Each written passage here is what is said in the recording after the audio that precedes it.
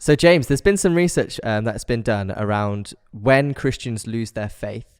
And the top time was straight after university.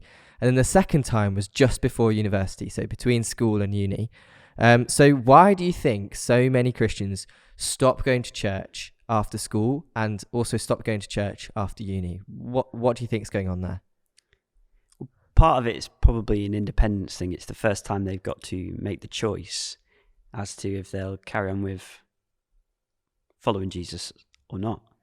I mean, the thought crossed my mind when I first went, because I'd only been a Christian for a couple of months when I went to uni. I'm thinking, do I give this up? Because is that really the direction I want my life to go, or do I go all in and try and find a church? And I chose to commit to a local church. I think it was the best decision I ever made at uni. But the reality is some people do drop away. Some people take a break with the best intentions of getting stuck back in after they've had the university experience. And all too often, that doesn't happen. There's always another excuse. And the same's happened after uni. Sometimes there's people who I knew and I learned from at uni, and I admired the way they followed Jesus, but now, 10 years later, they've stopped following Jesus. And I think it's so sad. And I can think of people now, and I pray for them to turn and to see Jesus again in all his glory, and to know that the Father loves them and the Spirit longs to call them home. But I would say this as well. That's not the whole story. Yeah. As sad as that is, there's times where at university, time and time again, I met people where they encounter the love of God at university, and in the transition, they find hope, they find love, they find joy, they find purpose in following Jesus Christ, and they find it in the church. And so it's this both and. We do see some people transition out. That's the brutal truth. But we also see lots of people come into a vibrant, alive faith in Jesus Christ. And when I'm thinking about this kind of stuff, I sometimes think about the story of Gideon. The story of Gideon is in the Old Testament. You can find it in Judges 6, 7, and 8. And Judges 6 sets the scene of you've got Gideon, this child of Israel, someone who would have known God, and their tribe has been kind of overrun by the enemies of God. And he's found in a winepress threshing wheat, which is kind of like he's hiding because life is so overwhelming for him at the moment. And so he's confused and he's hiding, he's fearful. And the Lord calls him to raise up an army, to be strong and mighty. And he's the most unlikely choice. And then in the end, in Judges 8, we do see them overcome the enemy of God, and they lead God's people to this great victory against all the odds. But Judges 7 is what I want to share here, because this is what I'm thinking about in terms of transition into something and out of something, and to see God be victorious. Because there's this moment where God chooses Gideon to lead the army, but God's picking his team. Yeah. And so first of all, 32,000 people come against the thousands that are against God's people. Yeah. And God says, I think that's still a bit too much. So he causes 22,000 to go away. As in the army of Gideon? In the army that's following Gideon, the army of the Lord. And then it says this, even when 22,000 people had gone away, this is Judges 7, verse 2. The Lord said to Gideon, you still have too many men. This is when he's got 10,000 and he's against hundreds of thousands kind of thing. He says, I think you've still got too many. I cannot deliver the Midianites, they're the enemies, into your hands.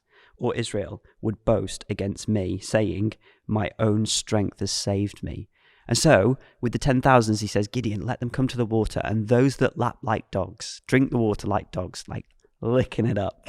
They're your crazy fighters, and they're the ones I've chosen to fight against the Midianites. 300 do that. Wow. And so Midian and these like 300 people go fighting on behalf of the Lord. And they have this great victory, not so they can boast, but so they can boast in the Lord, because God did it. And I would say this at university, yes, some people might drop, yes, some people come, but the numbers don't interpret our faith. Our faith in the Lord interprets the numbers. So say at the moment, I'm in Newcastle right now, 60,000 students, say 1% of the city, which is about the national average, go to churches, connect meaningfully with local churches, 600. But we're believing that, if the statistics interpret our faith, we would be disappointed and disillusioned. But actually we believe a God who did this with Gideon, he can do it again in our time. And we see signs of hope that the Lord is doing something wonderful with young people at university.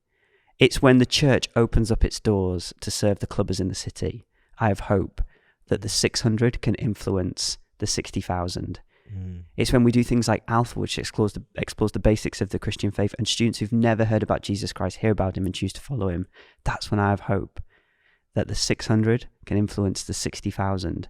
Not to just win the argument, but to win the person and say, actually, God loves you. Jesus died for you. Yeah. And he rose again that you might have life too. It's really encouraging for those students who might feel like they are in such low numbers, as in they might be the only other student they know. If they don't get stuck into a Christian union or something like that, they might be the only Christian they know at uni. And so that's empowering for them, because they think, it's not all about how many of us there are. It's all about how powerful our God is and how he can work through just the 300 in this story. And that's really encouraging. And I would say this, gone are the days of cultural Christians, like what you said, people who just going with the status quo and going to church because they've always gone to church.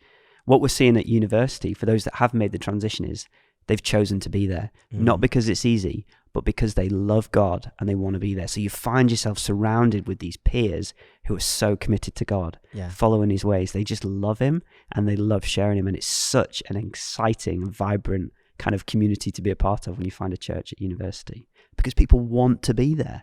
It's really exciting. Really exciting. Wonderful. Thanks, James.